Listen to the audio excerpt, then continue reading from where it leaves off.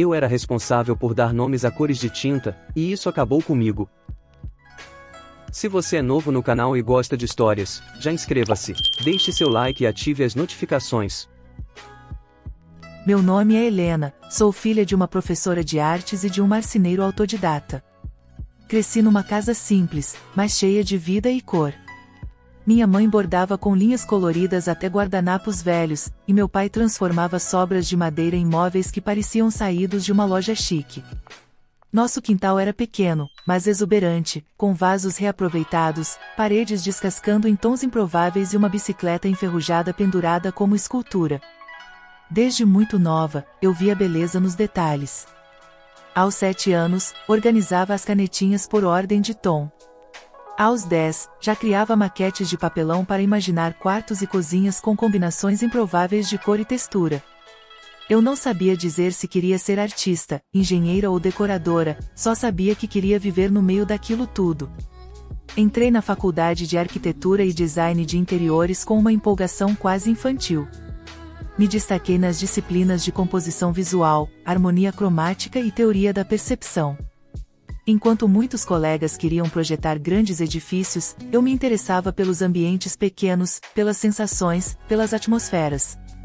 Fui aquela que dava nome aos próprios projetos, uma sala de leitura virou o Refúgio Canela e Vento, um lavabo ganhou o nome Bruma Intimista. No meu TCC, criei um catálogo inteiro de ambientes que vinham com cores nomeadas. Recebi aplausos de pé na apresentação. Pouco tempo depois, vi uma vaga que parecia escrita para mim, profissional criativo para nomear cores em catálogos de tinta. Desejável sensibilidade verbal e formação em design. Me inscrevi no mesmo dia. Fiz um teste que consistia em nomear 10 tons de bege e 5 tons de verde com base em sensações. E passei. Foi assim que, por quase 5 anos, fui a pessoa por trás dos nomes que você encontra nos catálogos de tinta. Sabe aquele areia do tempo, azul sereno ou verde refúgio? Pois é, alguém tinha que inventar esses nomes, e esse alguém era eu. Pode parecer um trabalho dos sonhos, e de fato, eu também pensei isso no início. Sempre fui apaixonada por palavras.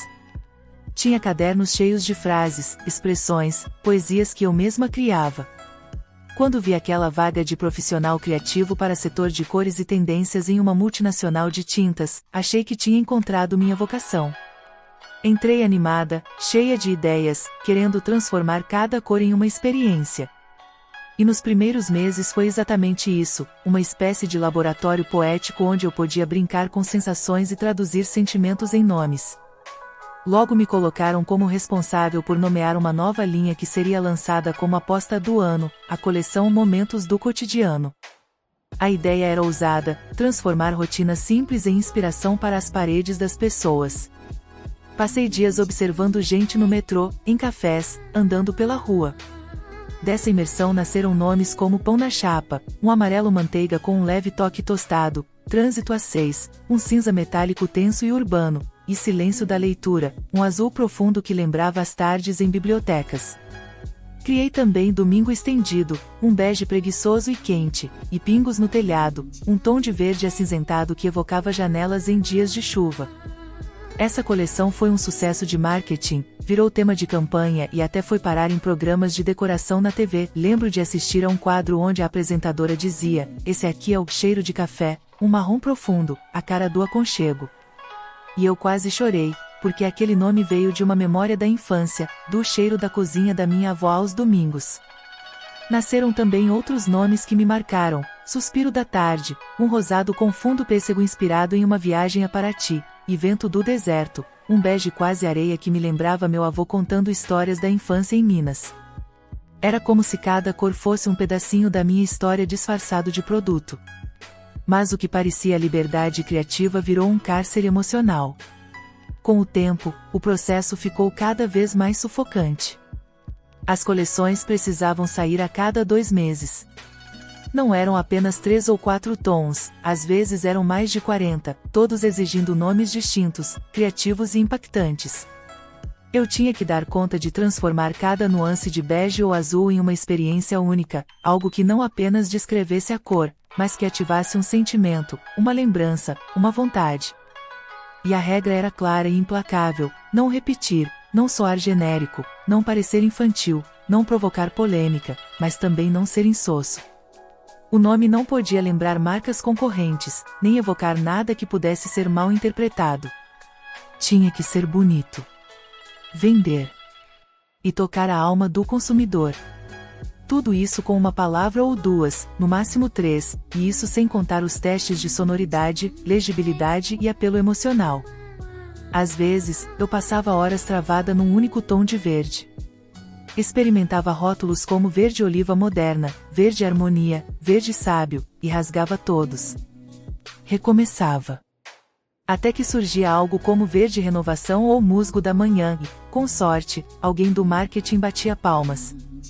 Mas na maioria das vezes, o nome era questionado, debatido, reformulado até perder qualquer ligação com o que eu senti quando o criei. O processo drenava não só minha criatividade, mas minha identidade. Era exaustivo. Às vezes passávamos 3 dias discutindo se cinza esperança era muito ambíguo ou se neblina da manhã já tinha sido usado. Já recebi um feedback assim, numa reunião com mais de 10 pessoas: Helena, verde equilíbrio não emociona. Me diga, como esse nome vai fazer alguém gastar R$ 300 em tinta para pintar a sala? Eu chegava em casa esgotada. Comecei a sonhar com pantones, catálogos, e nomes flutuando no teto do meu quarto. O mundo virou uma paleta. O céu nublado era tristeza acetinada. O piso da cozinha, cinza arrependimento. Comecei a nomear mentalmente até os sentimentos das pessoas ao meu redor.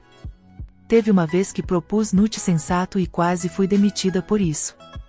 Outra vez sugeri paz do campo e fui chamada para explicar como esse nome poderia ser interpretado como exclusivo demais para quem nunca teve paz, nem campo.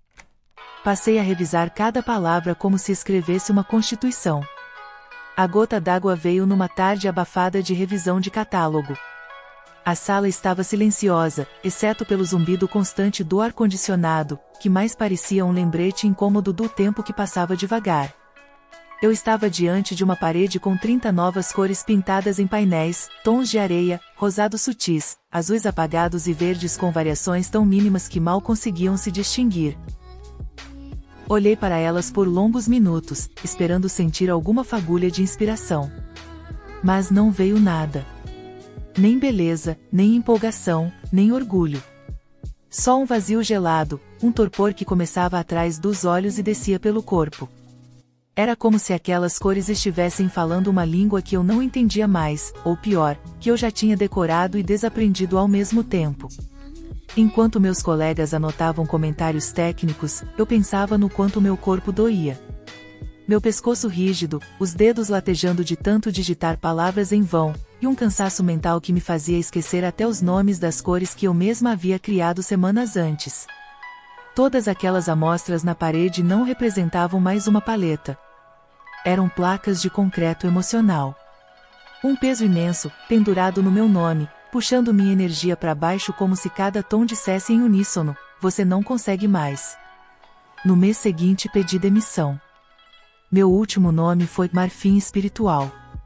Um bege leve, com fundo quente. Meu gerente adorou. Disse que evocava algo puro, calmo, quase sagrado. Eu apenas sorri. Por dentro, eu sabia, esse era meu ponto final. Hoje dou aulas de escrita criativa, e às vezes, brinco com os alunos: se vocês acham difícil escrever contos, tentem batizar 12 tons de marrom sem soar cafona. Meu irmão, que é professor de redação em uma escola particular, começou a me indicar para os alunos dele logo que soube que eu tinha saído do meu antigo emprego. No começo, eram só oficinas curtas, algumas participações especiais, depois vieram os convites para corrigir redações, revisar textos, ajudar com criatividade para vestibular. Aos poucos, fui percebendo que ali havia algo muito mais saudável para mim. Eu não precisava mais transformar dor em nome de produto. Podia transformar sensações em metáforas, histórias, crônicas. E o mais bonito era ver os alunos descobrindo o poder da linguagem, muitos deles pela primeira vez. Um deles me disse, depois de uma aula sobre narrativa sensorial: agora eu entendo por que o cinza tristeza pode ser mais forte que o próprio cinza. Hoje, vejo que meu irmão não só me ajudou a me reencontrar, como também criou uma ponte entre duas versões minhas, a criadora de nomes e a contadora de histórias. E nessa nova fase, eu sinto, finalmente, que as palavras voltaram a me pertencer. E sabe o que é pior? Ainda hoje, quando entro numa loja de tintas, não consigo evitar. Eu leio cada nome. Tento adivinhar o processo por trás. Imagino quem inventou cinza brisa ou verde fôlego.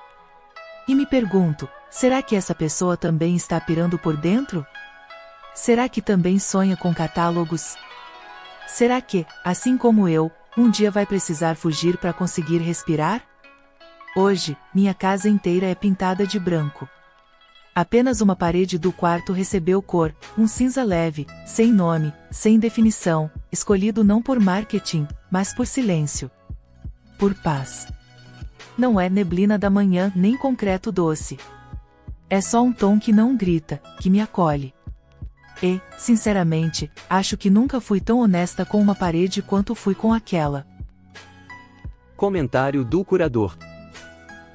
Esse relato mostra como até as profissões mais aparentemente encantadoras podem esconder pressões silenciosas e crises de identidade. Dá até vontade de rever cada nome de tinta da minha casa com outros olhos. Agora entendo que cada azul sereno pode ter sido uma batalha emocional, uma história não contada por trás de um nome que parece leve, mas que talvez tenha sido escrito com lágrimas e noites em claro. É curioso pensar que algo tão simples quanto a cor de uma parede possa carregar tanto da alma de quem a nomeou. Talvez por isso esse cinza suave, sem nome, na parede do quarto dela tenha tanto significado, porque não veio de uma planilha, de um brainstorming ou de um diretor de marketing. Veio de um lugar calmo, íntimo, sincero. Será que você conseguiria trabalhar com algo assim? Ou pior, será que, sem perceber, você já trabalhou? Obrigado por assistir até aqui. Para mais histórias como esta, curta este vídeo, inscreva-se no meu canal e compartilhe nas redes sociais.